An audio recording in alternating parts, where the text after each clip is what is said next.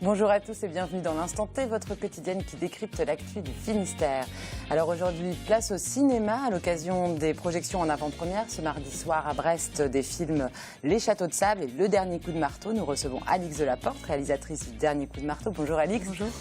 Et Olivier Jahan, le réalisateur des Châteaux de Sable. Bonjour Olivier. Bonjour. En compagnie de l'actrice principale des Châteaux de Sable, Emma Decaune. Bonjour Emma. Bonjour. Alors, vous, bienvenue dans le Finistère déjà. Est-ce que vous aurez le temps de profiter un petit peu de la Bretagne entre deux sessions promotion de vos films, Olivier et Emma? Profiter de la Bretagne, on va la sillonner, mais en profiter, on se pose. On va aller vous baigner. On va aller se baigner, on l'a déjà fait. Ben voilà, on va aller se baigner. Alix? Non, en plus j'étais venue il y a 4 ans ici en déjà 2011. pour mon film d'avant et j'y arrive toujours pas. Non, un jour je vais venir passer une venir en semaine, vacances. Voilà, on parle de vos films dans un instant, mais tout de suite on fait un petit point sur l'actualité de ce mercredi 3 mars. Et ce n'est toujours pas le coup de marteau final dans l'affaire du Bugalet-Braise. Ce mardi à Rennes, la Cour d'appel a demandé la confirmation du non-lieu. La décision a été mise en délibéré au 13 mai prochain. Explication à Rennes avec Raphaël Tondrio-Gauthier de TVR 35. On l'appelait l'audience de la dernière chance. Son objectif, éviter un nouveau non-lieu. Plus de 11 ans après le naufrage de ce chalutier breton, 2 hypothèses sortent de l'eau. L'accident de mer ou la présence d'un sous-marin acteur du naufrage. La deuxième explication est celle appuyée par le parti civil, mais aussi par la cinquantaine de personnes présentes devant le Parlement lors de l'audience. Il faut reproposer le dernier rapport qui a été donné par un amiral, ou je ne sais plus quelle personne, là, qui explique parfaitement que c'est un sous-marin. Et il faut réenquêter auprès des armées anglaises, des marines anglaises et françaises, et qu'ils lèvent le secret défense. Tous les experts indépendants, tous les professionnels de la mer, tous les témoins entendus, tous les témoins qui n'ont pas voulu faire connaître leur identité disent que c'est un sous-marin. C'est un sous-marin qui a coulé le Bugalet-Braise. Nous identifierons ce sous-marin et les familles ne se démobiliseront pas jusqu'au jour où arrivera la vérité. Après les réquisitoires des 3 avocats des familles qui ont demandé la réouverture du dossier et la reprise des investigations, l'avocat du ministère public a annoncé qu'il demandait et confirmait le non-lieu. Si la Cour accepte cette décision, les familles pourraient continuer le combat outre-Manche. Mais on a fait un choix, c'est-à-dire celui de ne pas se laisser marcher dessus et de vouloir que justice soit faite. Alors peut-être c'est illusoire, comme j'ai entendu ce mot, c'est un combat illusoire. Peut-être moi, enfin, devant mes enfants, je peux dire qu'on aura fait tout ce qu'on pouvait et c'est tout. En tout cas, si ça se termine en France, c'est pas fini. On ira en Grande-Bretagne, comme je l'ai toujours dit. À la suite des 6 heures d'audience, la Cour a annoncé que le délibéré sera rendu le 13 mai prochain. Et une année noire pour la SICA de Saint-Paul-de-Léon. La coopérative agricole exposait ce mardi matin son bilan 2014 en revenant sur les conditions difficiles de l'année écoulée. Pourtant, les producteurs gardent le moral, comme l'explique Christophe Boucher. Moins 37% de chiffre d'affaires sur le chou-fleur, moins 60% pour l'échalote ou encore 3500 tonnes d'artichauts invendus. Les légumes moteurs de la SICA n'ont pas fait recette en 2014. L'année 2014 aura été une année désastreuse pour les producteurs de légumes. Il faut remonter à loin pour connaître un contexte aussi dramatique, lié principalement à la météo et notamment l'embargo russe qui est venu amplifier donc la problématique de la valorisation des légumes et de l'horticulture. L'horticulture a également malheureusement connu une année difficile. Aujourd'hui, 40% de la production est exportée à l'étranger. Financièrement, pour les 1250 producteurs de la SICA, la sanction est immédiate.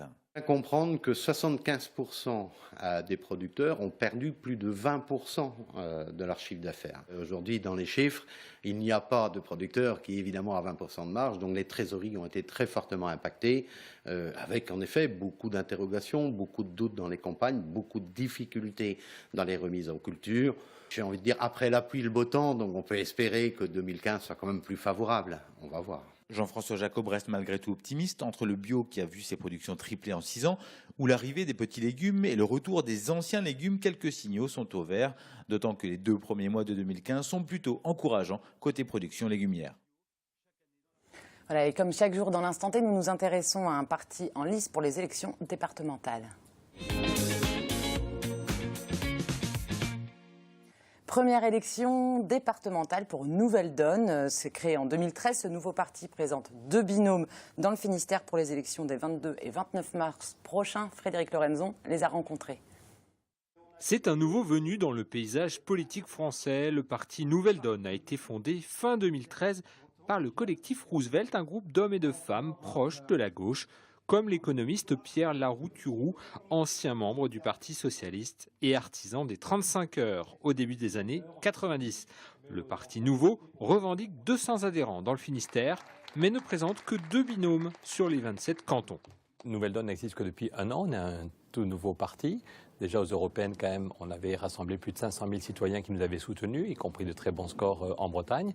Et puis là, on veut montrer qu'à l'occasion des départementales, on peut faire des choses différentes pour lutter contre le chômage, pour lutter contre la pauvreté, pour avoir d'autres pratiques démocratiques dans les départements. D'autres pratiques démocratiques, c'est ce qui motive ce binôme de néophytes en politique qui se présente sur le canton de Brest 3. Nos priorités, nous, c'est de remettre l'humain au cœur de l'action politique. Donc, toute la problématique du revenu du RSA, des choses comme ça. On défend l'idée d'un revenu minimum universel. Privilégier aussi tout ce qui est local. L'avenir du département n'est pas encore connu, on ne le sait pas. D'ailleurs, tous les autres partis se présentent. Donc, on veut cette visibilité-là pour porter nos idées localement. Même si les candidats de Nouvelle Donne souhaitent avant tout porter les idées de leur parti, ils n'oublient pas les spécificités locales. La spécificité du Finistère, c'est que, par définition, nous sommes à la pointe Bretagne et que, de ce fait, on souffre encore toujours de cette distance vis-à-vis des centres décisionnaires. Mais je crois que aussi Nouvelle Donne, c'est aussi une alternative aux partis traditionnels et au vote extrême. Conscient de ses limites avec seulement 2 binômes candidats sur le Finistère, le parti Nouvelle Donne espère créer à nouveau la surprise, comme ce fut le cas aux dernières européennes, où il avait totalisé plus de 3% sur certaines circonscriptions. Et sur le canton de Brest 2, en plus du binôme Nouvelle Donne, sont aussi présents l'UMP, le PS, le FN, Europe Écologie Les Verts, et le Front de Gauche. Et quant au canton de Brest 3, sont aussi présents le PRG, le FN, Europe Écologie Les Verts, l'UMP, le PS, l'UDI et le PC Front de Gauche. Notez aussi que Pierre Larouturou, l'un des fondateurs du parti Nouvelle Donne, sera l'invité d'Hubert Coudurier ce mercredi 11 mars à 18h15 sur TBO. Alors avant de parler de cinéma avec nos invités, on en parle dans le Morbihan puisque l'Annester fait partie des 10 villes de France sélectionnées pour le projet cinématographique Dans mon hall. Objectif, parler du vrai quotidien des résidents de logements sociaux dans 3 courts-métrages. Les habitants des cités populaires sont pleinement associés à ces tournages et Céline Lestrade de TB Sud a suivi les premiers plans en fin de semaine dernière. Drôle d'agitation ce week-end à Kerfréour. Lumière, caméra, les habitants sont au cœur de 3 courts-métrages pour le projet Dans mon hall, piloté par la Confédération syndicale des familles. Depuis 2 semaines, la société de production parisienne de l'autre côté du périph' prépare le tournage. On a fait des super belles rencontres, des gens qui étaient très curieux, des gens qui avaient envie de nous aider mais ils ne savaient pas comment. Alors on les a orientés devant la caméra. Toi, tu es super pour être derrière la caméra. Et puis après, il y a aussi les personnes qui nous ont raconté qui vivaient.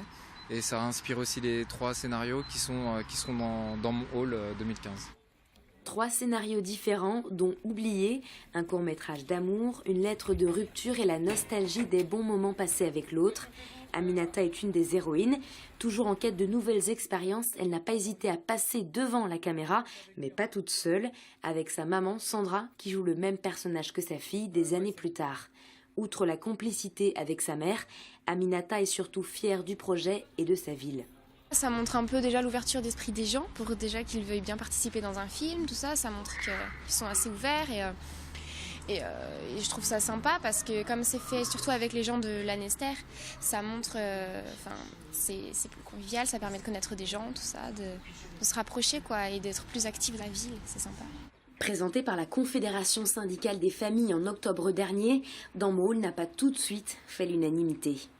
Oh non, ils ne se sont pas montrés volontaires parce qu'ils ont eu très très peur, très réticents. Je ne sais pas faire, je n'y connais rien, je ne suis pas acteur. On a vraiment mis beaucoup de gens au courant pour que le message passe au maximum et pour dédramatiser les choses et dire qu'on est tous capables de faire des choses. En juin, une projection en avant-première sera organisée sur un mur de Kerfréour avant une séance sur grand écran au Méga CGR en septembre. Voilà, et on continue de parler de cinéma avec nos invités. Alors, Alix Delaporte, vous signez Le Dernier Coup de Marteau. C'est votre second long métrage. On vous avait découvert en 2011 avec Angèle et Tony. Olivier Jahan, c'est votre deuxième long métrage aussi. Vous aviez déjà tourné 2 courts-métrages avec Emma Decaune, Beaucoup trop loin en 98 et Au bord de l'autoroute en 96. C'est ça? Et ainsi que dans le long métrage, Emma avait un rôle. Elle intervient aussi. Est-ce que chacun a vu le film de l'autre? Je ne crois pas. Non, malheureusement, pas encore. Alors, avec Les Châteaux de Sable, Olivier Jahan, l'action se situe dans la région de Paimpol. L'histoire est celle d'Éléonore, une Parisienne qui vient un week-end en Bretagne pour vendre la maison de son père décédé. Elle est accompagnée de son ex, avec qui la relation ne semble pas très bien terminée. On regarde la bande-annonce avant d'en parler. Un jour, je serai plus là. Il faudra que tu te débrouilles toute seule. Tu dors pas dans la maison? Non. Oh, j'ai les reins en compote. Tu vieillis? Je t'emmerde. Même si votre papa ne le souhaitait pas, mon conseil vraiment, ce serait de baisser le prix. De 25%, 25%, ça me semble bien. Pour faire les peintures, là. J'ai pas du tout envie d'entendre ce qu'ils ont à dire à propos de la maison. Dès qu'ils font des critiques, j'ai envie de leur arracher les yeux. Va les rejoindre, toi. Et souris. It's very calm. The cheminée is great. Je vois que vous faites du feu. Je fais du feu si je veux, je suis chez moi, je vous emmerde. Elle est jolie. C'est qui? C'est ma copine. Je pense que c'est le dernier week-end qu'on passe ensemble. C'est possible. Moi, je suis sûre qu'elle fait pas ça aussi bien que moi. Non, arrête Léo, c'est pas drôle.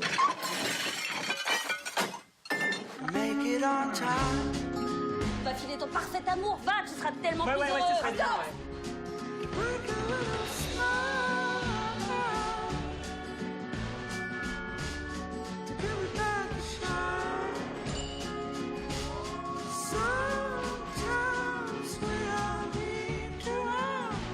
Ces deux-là n'auraient jamais dû se séparer. Voilà ce qu'on pourrait se dire en les voyant. Voilà les bêtises que l'on pense. Alors, Olivier Jahan, pourquoi l'action se situe près de Paimpol? Qu'est-ce qui vous a donné envie de venir tourner en Bretagne? Bon, disons que le projet est né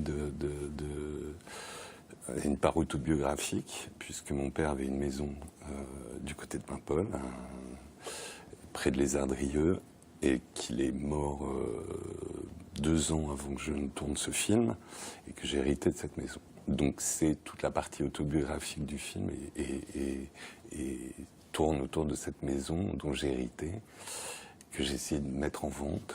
C'est votre histoire, en fait? C'est une partie, en tout cas, c'est pas réellement une histoire, mais c'est des moments dont je me suis inspiré réellement à travers le personnage de l'agent immobilier notamment, des visites qu'on peut faire. Elle a vraiment existé, cet agent immobilier? Non, pas. C'est un personnage plein d'optimisme. C'est un personnage de fiction, mais effectivement, la première scène qu'on voit avec cette femme qui assène à Éléonore, qui est jouée par Emma, toutes ces histoires de faux sceptiques, d'épandage, etc., ça, je l'ai vécu réellement. Et c'est toujours étrange. Emma Decaune, je crois que vous avez des origines aussi du côté des Côtes d'Armor. Vous connaissiez ce coin-là déjà? Oui, moi je suis briochine par ma mère, donc je connais bien les Côtes d'Armor. J'allais à Saint-Quay-Portrieux beaucoup quand j'étais petite, mais je connaissais pas vraiment là où on a tourné, Paimpol, tout ça, je connaissais moins. Et j'ai découvert des endroits déments. Non, c'était vraiment un super tournage, parce qu'en plus on a eu un temps magnifique, donc comme quoi... On a même dû faire de la fausse pluie, ce qui est quand même assez exceptionnel. Ça arrive souvent sur les tournages en Bretagne, j'entends souvent ça, c'est le grand problème.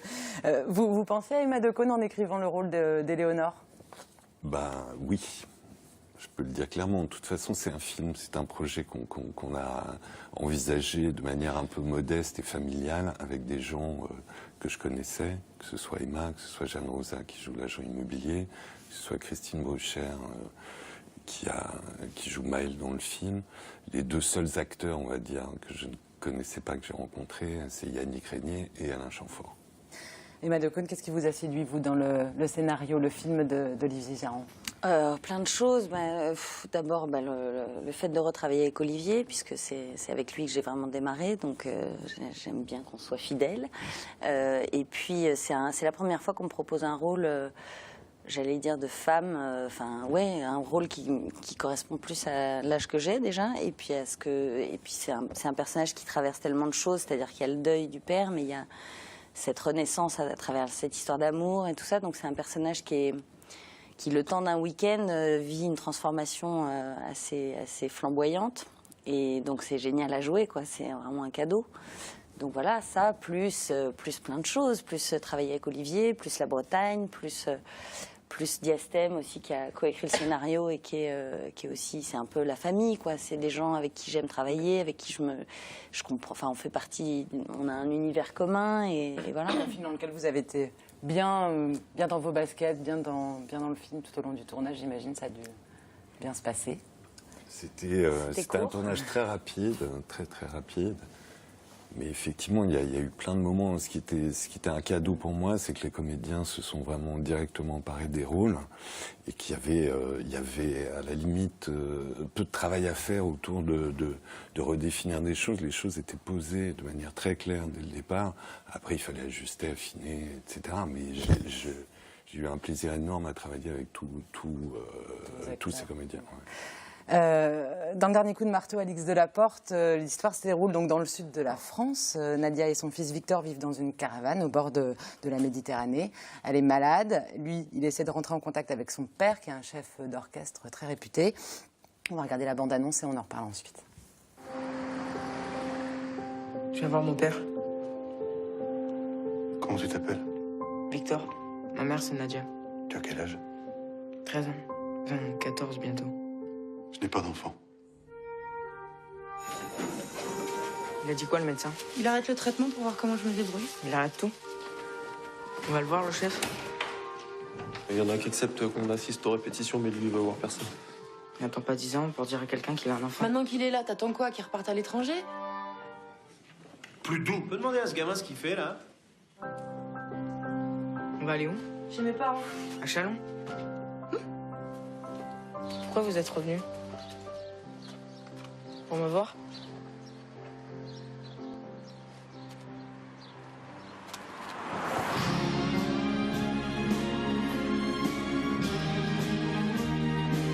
Tu seras bien content de l'avoir là-bas.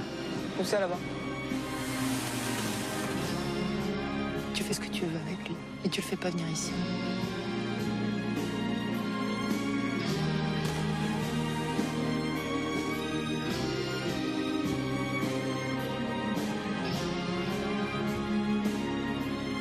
Ressentir des choses avec la musique. T'as pas forcément besoin de t'y connaître. Tu fermes les yeux puis tu commences à voir. Je sais pas, de l'eau, une forêt, des enfants qui passent. Ça te rend triste, gai. Ça te donne envie de bouger les montagnes. Alors Alix, votre jeune acteur Romain Paul qui a 14 ans, il a obtenu le prix Marcello Mastroianni à la Mostra de Venise.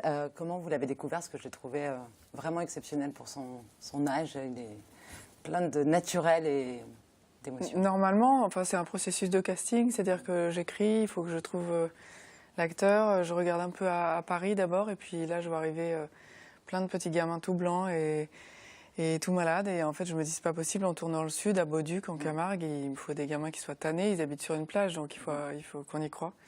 Et il arrive et on reçoit comme ça des vidéos, puisque ça vient du sud, je reçois sur mon ordinateur. Après je sais pas expliquer, je vois arriver ce mot, mais je pense que tout de suite... Oui, tout de suite. Alors, on veut pas s'enflammer parce qu'on se dit mais non, mais il faut en voir d'autres. Et si je passais, et en fait non, c'est lui. Après, il faut vérifier, aller le voir sa famille, beaucoup la famille aussi pour voir si elle est solide, parce que c'est quand même un gamin de tous les plans. Et voilà, non, il y a des espèces d'évidence. Il est super en tous les cas. Alors vous reprenez aussi les deux mêmes acteurs que dans votre précédent film, Clotilde M et Grégory Gadebois. Alors pourquoi vous les reprenez encore? Ils sont formidables, hein, mais c'est vrai qu'il y a un lien entre vous trois. Je sais pas, j'écris, je me dis pas une seconde que je vais retourner avec eux, on se dit pas ça. Parce vous que écrivez sinon, pas pour... Non, parce qu'après c'est... Par exemple, qu'Olivier a écrit pour Emma... Non, je mets pas du tout de visage, je mets pas du tout de visage à la fin d'Angèle et Bien sûr qu'on a envie de retourner ensemble, mais quand j'écris, je mets pas de visage d'acteur sur les noms dans le scénario, mais c'est vrai qu'à la fin, je me retrouve avec un garçon de 35 ans et une fille de 32 ans. Ce serait quoi, prendre peut-être des acteurs super, hein, comme Clovis Cornillac ou Céline Salette, et tout d'un coup, mais pourquoi? Pour ne pas reprendre Clotilde et Grégory. Je pense que sur le premier, la direction d'acteur, elle est encore assez floue. C'est-à-dire, on ne sait pas très bien ce que c'est que diriger un acteur. Et peut-être que j'avais envie d'aller plus loin. Une fois que j'avais capté des choses, je me suis dit, tiens, j'ai besoin d'approfondir avec eux. Puis ils grandissent, ils font des choses à côté, on a envie de se retrouver. On entend souvent dire qu'en France, il y a moins de casting qu'aux États-Unis, justement, que les auteurs écrivent des réalisateurs vraiment pour un acteur. Souvent, vous en êtes la preuve, en fait, tous les deux, même si vous n'avez pas vraiment écrit pour eux, enfin, finalement, vous n'avez pas fait un casting pour Grégory et Clotilde ensuite. Donc, non, mais Grégory, c'était même pas du tout une évidence. C'est confortable aussi enfin, confortable, pas au sens péjoratif, mais de tourner avec, et pareil pour les acteurs, avec des gens qu'on connaît déjà. Oui, ça l'est d'une certaine manière, mais là, il y avait un grand laps de temps qui s'était écoulé entre le dernier tournage qu'on a effectué avec Emma et ce film-là. Et c'était intéressant, effectivement, ce qu'elle racontait tout à l'heure, de l'attraper à un moment de sa vie qui est un peu différent des films précédents. Moi, ce que je dis simplement, c'est que moi, mon casting, je l'ai un peu fabriqué dans ma tête avec des gens que je connaissais, parce que le film était quand même une proposition modeste en termes de budget, etc. Donc, j'avais pas cette contrainte-là d'être obligé de prendre, je sais pas, quel acteur ou quel acteur pour tel rôle. Donc moi, ma démarche, c'est essentiellement d'essayer de montrer des nouveaux visages, des seconds rôles qui ne soient pas forcément les mêmes et qu'on voit dans tous les films français. Je ne sais pas si c'est le cas d'Alix, mais en tout cas du premier film que j'ai vu d'elle, c'était aussi le cas. C'est-à-dire de voir des visages qu'on ne voit pas systématiquement dans le rôle A qui est attribué à toujours un ou deux acteurs qui sont toujours les mêmes. Et j'aime bien ouvrir le paysage et voir de nouveaux visages sur un écran. Alors le point commun aussi des deux films, j'ai essayé d'en chercher quand même, il y a la relation d'un père et de son enfant, l'absence du père dans les deux cas, même si dans Les Châteaux de Sable, donc Éléonore vient de le perdre. Et dans Le Dernier Coup de Marteau, Victor le découvre, le retrouve à l'âge de 14 ans. Dans Angèle et Tony, c'était aussi un sujet un petit peu en toile de fond, la relation avec le père qui était décédé. C'est un thème inépuisable, les relations familiales comme ça, pour écrire des scénarios. J'imagine surtout, en plus, on s'inspire forcément de vécu, vous nous l'expliquez, Olivier. Oui, parce qu'en fait, moi, ce qui me frappe, c'est que la famille, dans la famille, tout est exacerbé. Tous les sentiments sont exacerbés. Que ce soit la haine, l'amour, quand vous arrivez pour passer les vacances de Noël chez vous, vous êtes super content, puis au bout de 2 jours, tout le monde se tape sur... Enfin, tout le monde a envie de se tuer. Et en fait, il y a tout mais tout très fort. Et donc, oui, moi, enfin... Peut-être qu'on est... Je ne sais pas si je suis allée au bout, mais en tout cas, c'est un endroit passionnant, c'est un décor de théâtre, quoi. Je pense que c'est prenant. Lorsqu'on vous a reçu donc à TBO à la sortie de votre premier film Angèle et Tony, vous parliez à l'époque d'un sentiment incroyable de voir ce premier film enfin terminé. Vous disiez avoir une grande hâte de le montrer. Est-ce qu'il y a toujours cette excitation, et je poserai la question à Olivier aussi, avec le deuxième film? Il y a autant de plaisir à le montrer, il y a peut-être plus de peur, parce qu'on n'est plus vierge. Je pense que quand j'ai dit ça, et si je revoyais ça, j'avais aucune idée vraiment de ce que c'était que de réellement sortir un film, aller voir la première journée, les chiffres et tout ça. Là, je pense qu'il y a un petit peu de peur en plus. Il y a un grand plaisir, mais il y a c'est plus difficile encore le deuxième, Olivier, en quelques mots. Moi, je reviens de loin parce que le premier film que j'ai fait a été sorti par des gens qui n'aimaient pas le film. Donc ça a été une expérience très désagréable et très violente. C'est pas du tout le cas. Et Emma peut en témoigner sur celui-là. Là, il y a comme une excitation un peu de premier film en même temps. Je sais pas, il se passe en tout cas un petit truc. Effectivement, on vient à peine de démarrer les avant-premières et tout ça, et on sent que le film parle aux gens, et c'est très agréable d'aller à leur rencontre et de voir une salle vous remercier. C'est très agréable, vraiment. Emma Decaune, on vous voit trop peu au cinéma. Est-ce qu'il y a d'autres projets en cours dans lesquels on vous verra prochainement? Moi, j'écris mon film à moi. Super. Pour l'instant. Quelle bonne nouvelle. Donc voilà. Mais je sais pas si j'ai fait un film encore. Tu vas pas m'écrire un rôle? Bien sûr que si, mais il faut qu'elle tourne avec d'autres gens. Elle est formidable, Emma. Non, mais j'ai pas l'intention de jouer dans le film que je vais réaliser, mais par contre, j'ai envie de réaliser. Ouais.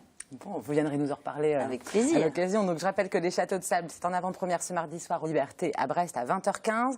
La sortie officielle est le 1er avril. Quant à votre film Alix, Le Dernier Coup de Marteau, il est en avant-première au studio à Brest à 20h et sa sortie officielle, c'est le 11 mars. Et tout de suite, on passe au Focus Programme.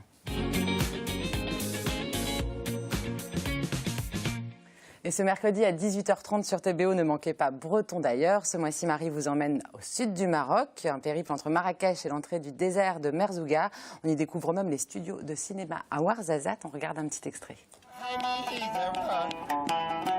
Outre un musée du cinéma situé en face de la Casbah Taourirt, symbole de la ville, Ouarzazate abrite 2 studios de cinéma où ont été tournés des films aussi différents que le trait hollywoodien Diamant du Nil en 1985 avec Michael Douglas dans lequel apparaît cette maquette d'avion, le très franchouillard Astérix et Obélix Mission Cléopâtre en 2002 dont voici la barque et les décors égyptiens, ou encore le très asiatique Kundun de Martin Scorsese sorti en 1997 et qui retrace la jeunesse du Dalai Lama.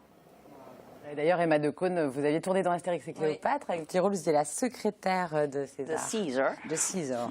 Voilà, merci beaucoup en tous les cas à tous les 3 d'être venus sur le plateau de l'Instant T. On vous souhaite beaucoup de films avec Les Derniers Coups de Marteau et Les Châteaux de Sable. Beaucoup de succès, je ne sais pas ce que je dis, mais c'est beaucoup de succès. Beaucoup de films à venir aussi. Nous, on se retrouve demain à la même heure. On parlera de poésie, vous verrez, ça fait pas de mal. D'ici là, passez une très bonne soirée sur TBO. Ciao.